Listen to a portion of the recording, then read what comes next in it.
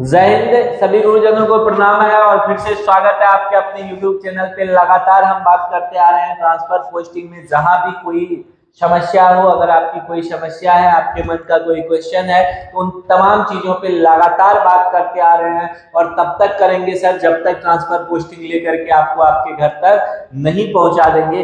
तब तक आपके साथ बने हुए हैं, आपकी आवाज बने हुए हैं और आपका भी प्यार सपोर्ट भरपूर मिल रहा है, ऐसे ही मिलते रहना चाहिए। आज फिर बात कर लेते हैं ट्रांसफर पोस्टिंग पे। आज यानी 11 फरवरी का क्या कुछ नया अपडेट है। तो फिलहाल जो प्रशिक्षण होने वाला था, तो विभाग का माने अगर, हालांकि इसका कोई ऑफिशियल नोटिफिकेशन आएगा भी नहीं, विभाग का माने तो प्रशिक्षण दे दिया गया है अधिकारियों को सॉफ्टवेयर पे कैसे हैंडल करना है उसको। कार्य आज स्क्रूटनी शुरू हुआ या नहीं हुआ इस पे कुछ नहीं बता सकते हैं, लेकिन प्रशिक्षण हुआ और लोगों को, मतलब जो 16 अधिकारी हैं हमारे जो लीड कर रहे हैं स्क्रूटनी को देखेंगे, उनको उससे अवगत करवा दिया गया है। पहली बात जो अच्छी खबर है हम लोगों के लिए, क्योंकि फेज 1 का 20 तारीख तक का टारगेट रखा गया है। देखना होगा क्या 20 तारीख तक, 20 फरवरी तक सर हो पाता है या नहीं। किसका 20 फरवरी 2025 तक का हमको इंतजार करना होगा। क्या इसमें फेज 1 का लिस्ट अपडेट हो पा रहा है या नहीं, पहली बात तो अच्छी बात है। दूसरी बात, सभी विद्यालय से रिक्ति मांगी जा रही है कि किन शिक्षकों ने ट्रांसफर के लिए किया है, तो ये भी अच्छी बात है। अधिक से अधिक लोगों का ट्रांसफर हो जाएगा इसके आधार पे। बहुत सारे लोग 400-300 किलोमीटर वाले, खास करके हमारे जो शिक्षिकाएं हैं, उनका था कि क्या लगता है सर मेरा होगा कि नहीं, तो आपका बिल्कुल हो जाएगा। 100 km प्लस में जो भी है महिलाओं का खास करके हो जाएगा। पुरुष का भी जो है मापदंड तैयार नहीं किया गया है और उस पर अनुमान भी लगाना बेवकूफी होगा। कोई भी अगर अनुमान लगाए तो वो बचा हुआ है, ऑप्शन है, तो उस पे महिला शिक्षिकाएं जितनी है हमारी, उनका ट्रांसफर अगर आप 100 प्लस में है तो आपका स्थानांतरण हो जाएगा और आपके सुविधा के लिए ही यह पॉलिसी लाया गया है। किनके किनके लिए, तो जो लोग असाध्य रोग से पीड़ित है, पति पत्नी के आधार पे विधवा है, तो उनका जो है हो जाएगा।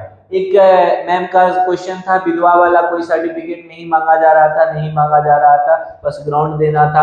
आप कारण लिख चुके हैं, उसमें एप्लीकेशन एक दिए होंगे PDF, उसी के आधार पे आपका होगा, आपको परेशान नहीं होना है। बहुत सारे लोग, देखिए विधवा वाला कोई सीन थोड़ी ना कोई झूठा बना लेगा, तो इसलिए उस आधार पे हो जाएगा। उनका क्वेश्चन था जब हम जॉब में आए थे तो उस समय, हालांकि वो चीज सुन करके थोड़ा सा अंदर से एक क्या कहे रोदन आ जाता है कि उस समय हम विधवा नहीं थे, फिर सिस्टम में आए तो वर्तमान समय में हमारी ये स्थिति है कि हम विधवा है, तो क्या हमको मिलेगा? बिल्कुल मिलेगा आपको, आपको परेशान नहीं होना है। उनका दूरी भी लगभग 300 प्लस km है, तो मिल जाएगा, यानी 300 से अधिक किलोमीटर है, मिल जाएगा। एक सबसे बड़ा सवाल था, जो तमाम सवाल आपके मन में आ रहा है और जो आप लोगों ने, बहुत सारे लोगों ने मास में पूछा है, तो सबको अलग अलग जवाब देना थोड़ा सा टफ काम था, तो उस पर हम बातचीत करने के लिए आ गए हैं। एक सवाल था कुछ लोगों का कि एक आध दिन का किसी का वेतन कटा हुआ है तो क्या उसको सेवा में टूट माना जाएगा और वैसी स्थिति में ट्रांसफर रोका जाएगा?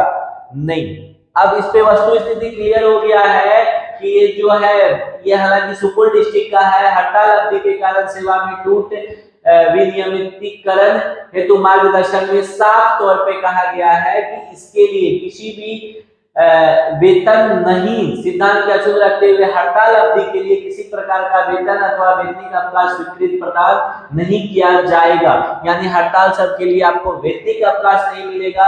अतएव उक्त आयोग में आयोजित हड़ताल में भाग लेने वाले कर्मियों की अवैतनिक असाधारण अवकाश की स्वीकृति प्रदान किया जा सकता है। प्रदान किया जा सकता है मतलब आपका अगर वेतन कटा है, नो वर्क नो पे के अगेंस्ट में आपका वेतन कटा है, तो उसको सेवा में टूट नहीं माना जाएगा। यह हम कई बार बोले भी हैं और आज भी क्लियर कर दे। अगर किन्हीं का, बहुत सारे BPSC शिक्षक शिक्षिकाओं का जब हमारे के पाठक सर का दौर था, तो उसमें तो सीधा ऑन द स्पॉट डिसीजन होता था। क्या BPM DPM जो आ गया अपने मन से अपने हिसाब से, सबको लग रहा था कि हम तो अपर मुख्य सचिव हैं, तो वेतन काटते गया कुछ के, जहां जो मिला, जो भी कारण रहा उस पर टीका टिप्पणी नहीं करना है। एक आध दिन का सीधे कलम चला करके वेतन काटने की अनुशंसा कर दी जाती थी। अब वेतन कटने के बाद अब एक लोगों में डर था, शिक्षकों में डर था कि क्या सेवा टूट माना जाएगा, वैसी स्थिति में ट्रांसफर रोक सकती है। तो वस्तु स्थिति क्लियर हो गई है विभाग के चिट्ठी के साथ, प्रूफ के साथ। हमने उस दिन कहा था, लेकिन आज विभाग की चिट्ठी के साथ आपको दिखा रहे हैं कि अवैतनिक होगा, नो वर्क नो पे के। हालांकि ये हड़ताल के अगेंस्ट में है, लेकिन यहाँ से वस्तु स्थिति क्लियर हो गया है। नो वर्क नो पे को सेवा में टूट नहीं माना जाएगा, उससे आपके ट्रांसफर पे कोई फर्क नहीं पड़ेगा।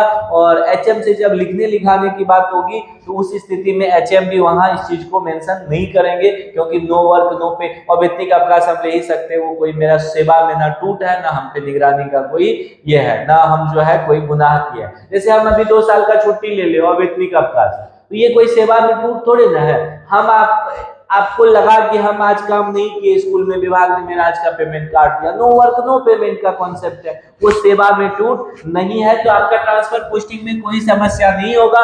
फिलहाल ट्रांसफर पोस्टिंग पे अपडेट यही है कि जो लोग एलिजिबल है उनका यथाशीघ्र ट्रांसफर पोस्टिंग करने की बात विभाग में चल रही है।